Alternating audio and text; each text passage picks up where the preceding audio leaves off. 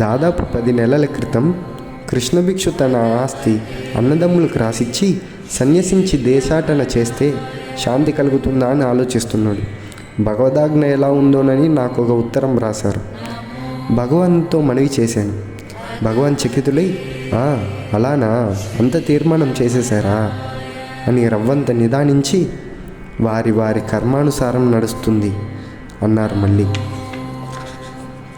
ఇదయ్యా సమాచారం అని వారికి రాస్తే, కర్తురాజ్ఞాయ ప్రాప్యతే ఫలం అన్నారు కదా, ఆ కర్త ఏమైనాడు ఇప్పుడు అని మళ్ళీ ఉత్తరం రాశారు. ఈసారి భగవంతు మనవి చేయటానికి సంకోచించి ఏం రాద్దామా అని ఆలోచిస్తుంటే మర్నాడే ఒక భక్తుడు కర్తురాజ్ఞాయ ప్రాప్యతే ఫలం అన్నారే, ఆ కర్త ఎవరు స్వామి అని భగవాన్ని ప్రశ్నించారు.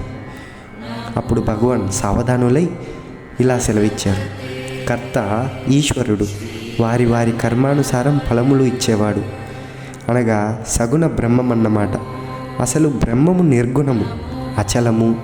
సగుణ బ్రహ్మమునికే ఈశ్వరుడని పేరు. వారి వారి కర్మానుసారం ఫలాలిస్తాడు. ఒక ఏజెంట్ అన్నమాట. పనిని బట్టి భత్యములిస్తాడు, అంతే. ఆ ఈశ్వర శక్తి లేనిదే ఈ కర్మ నడువదు.